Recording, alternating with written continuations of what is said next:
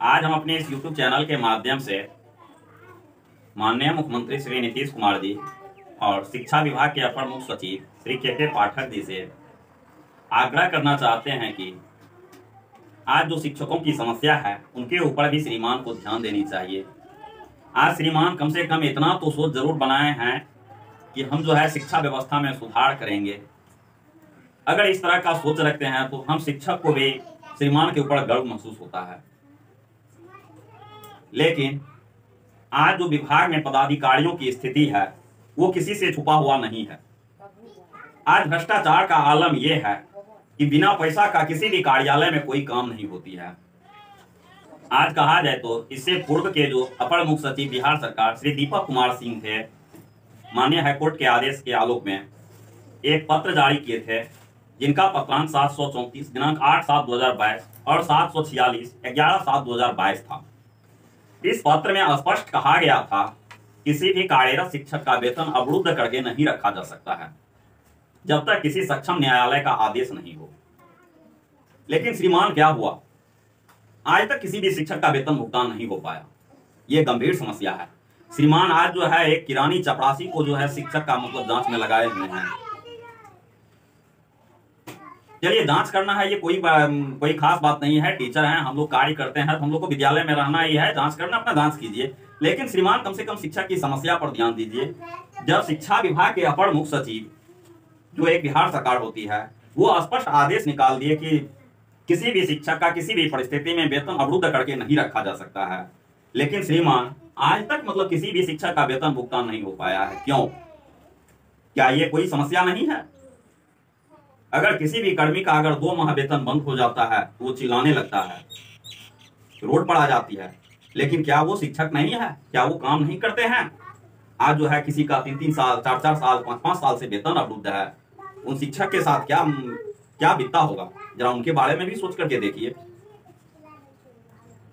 हमारे माननीय मुख्यमंत्री, शिक्षा मंत्री, यहाँ तक कि अपर मुख्य सचिव सभी शिक्षा व्यवस्था में सुधार का मतलब दावा करते रहते हैं, लेकिन यहाँ क्या सुधार होता है? अगर कहा जाए तो श्रीमान भी राजनीति करते हैं। क्या इस विषय में अगर किसी शिक्षक का वेतन अवरुद्ध है, अगर श्रीमान के पास इस तरह का कंप्लेन या मतलब आवेदन जाती है, अगर उस पदाधिकारी के विरुद्ध ठोस कार्रवाई किया जाए, क्या इस तरह की समस्या ही नहीं क्रिएट होगा? लेकिन बेवजह का बेफिजूल का शिक्षक का वेतन अवरुद्ध कर देते हैं। ये कहाँ का नियम है? एक कर्मी आपके यहाँ काम कर रहा है और आप उसका वेतन रोक करके रख लेते हैं। क्या ये कोई समस्या नहीं है आपके लिए? इस बात से स्पष्ट होता है कि आप भी एक राजनीति करना चाहते हैं। आज टीचर को अपना पर्सनालिटी जोड़ने के लिए, ये समझ लीजिए कि इज्जत बचाने के लिए उनको अपना अथी में रहना पड़ता है, चाहे जमीन बेच करके क्यों ना हो। वो अपने शिक्षक के वेशभूषा में रहते हैं, वो प्रत्येक दिन विद्यालय जाते हैं। ग्रामीण तो यही समझते हैं शिक्षक को वेतन मिल रहे हैं तभी तो इस तरह से मतलब अपना जो है वेशभूषा में है। लेकिन उनके अंदर, मन के अंदर क्या बीतता होगा, जरा सोचिए श्रीमान। आज उनका मानसिक स्थिति क्या होगा, उनके बाल बच्चे का स्थिति क्या होगा? उनको कोई देखने वाला नहीं है। समाज में उनको कितना प्रताड़ना झेलना पड़ता होगा, इनके बारे में भी जरा सोच करके देख लीजिए।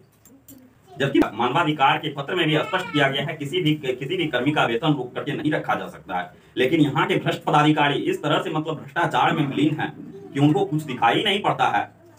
वो तो यहाँ तक कि अपर सचिव के पत्र को भी मतलब पूरा का कागज समझते हैं। उन पदाधिकारी को जरा सा भी खौफ नहीं है कि मतलब हमको मतलब हमारे ऊपर क्या होगा, नहीं होगा। वो तो बेखौफ होकर के अपना जो काम करना है कर रहे हैं, शिक्षक को प्रताड़ित कर रहे हैं।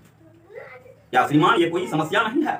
जो आज दूसरे के बच्चों को शिक्षा देते हैं, आज उनका खुद बच्चा जो है पढ़ नहीं पाता है, यहाँ तक कि मानसिक आर्थिक सभी रूप से परिपीड़ित रहते हैं। क्या ये सब कोई समस्या नहीं है?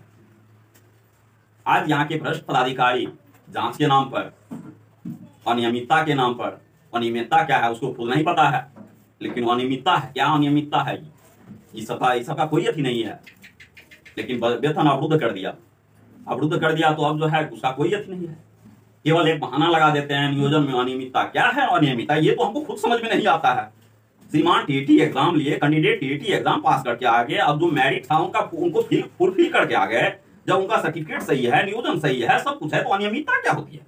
इनके आधार पर उनका वेतन अवरुद्ध कर देना ये कहाँ का न्याय है? दूसरी बात, आपके यहाँ अगर कोई कर्मी काम कर रहे हैं तो फिर उसका वेतन अवरुद्ध करना कहाँ का न्याय है। आज पदाधिकारी को खौफ इसलिए नहीं है क्योंकि जो भी भ्रष्ट पदाधिकारी है उनका प्रमोशन हो जाता है, इसलिए उनको खौफ नहीं है। इस बात से स्पष्ट होता है कि श्रीमान उनको संरक्षण प्रदान कर रहे हैं और वास्तव में श्रीमान शिक्षा व्यवस्था को सुधार करना चाहते हैं और चाहते हैं कि इन्हें शिक्षक जो है समय से स्कूल जाए, सारा कार्य करें, तो वास्तव में उनको समय पर वेतन दे दिया जाए। ये नहीं कि 3-3 साल 4-4 साल अकारण वेतन को स्थगित करके रख दिया जाए। जब तक इन सभी व्यवस्था में सुधार नहीं होगा तो ये शिक्षक को स्कूल में जो है पढ़ा देने से इससे कुछ फर्क नहीं पड़ने वाला है। और ये जो फोकट का कार्रवाई से मतलब धमकी या डराने का प्रयास करते हैं, इनसे भी कोई फर्क नहीं पड़ने वाला है। शिक्षक अपना कर्तव्य जानते हैं, हमको क्या करना है। हम एक टीचर हैं, हमारा क्या उत्तरदायित्व है, वो अपने उत्तरदायित्व को निभाने के लिए बखूबी जानते हैं। आज बहुत सारे ऐसे विद्यालय भी हैं जो रोड पर चल रहे हैं। क्या श्रीमान कहीं पर अगर दौड़ा करते हैं तो 10 लाख का योजना वैसे ही खर्च कर देते हैं क्योंकि वो आम पब्लिक का पैसा है, उसको लुटा देना है। लेकिन विद्यालय चल रहे हैं, वो रोड पर चल रहे हैं, लेकिन उसके लिए पैसा नहीं हो रहा है। क्या आप 2 लाख रुपया दे देंगे जमीन के लिए तो वो क्या हो जाएगा, पानी में डूब जाएगा। लेकिन उसको मतलब शिक्षक अपने वेतन से खरीद करके देंगे, ये कब नहीं है। शिक्षक का वेतन अवरुद्ध है। आप केस लड़ने के लिए पदाधिकारी को पैसा देते हैं, पदाधिकारी बेखौफ होकर के क्यों नहीं इस तरह का कृत्य करेंगे। इस बात से स्पष्ट होता है कि श्रीमान उनको संरक्षण प्रदान कर रहे हैं। श्रीमान को इस तरह के मतलब कार्य पर रोक लगानी चाहिए। आज तो पदाधिकारियों को केस लड़ने के लिए, शिक्षक के विरुद्ध केस लड़ने के लिए पैसा दिया जाता है, इस पर रोक लगानी चाहिए। और शिक्षक की जो वास्तविक समस्या है, स्थानीय समस्या, इसको दूर किया जाना चाहिए। अगर इस तरह की समस्या श्रीमान के पास पहुंचती है तो उन पर कठोर से कठोर कार्रवाई करनी चाहिए। अगर जब तक श्रीमान इन सभी कार्यों को पूरा नहीं करेंगे तो श्रीमान जो ये समझते हैं कि हम शिक्षा व्यवस्था में जो है ना भूखे पेट रह करके डंडा दे करके कार्य करवाएंगे, ये संभव नहीं है। वैसे भी शिक्षक विद्यालय जाते हैं तो वो खुद अपना कर्तव्य जानते हैं, हमारा कर्तव्य क्या है, और अपने कर्तव्य का निर्वहन वहां पर भी करते हैं, भले उसको कुछ मिले या नहीं मिले।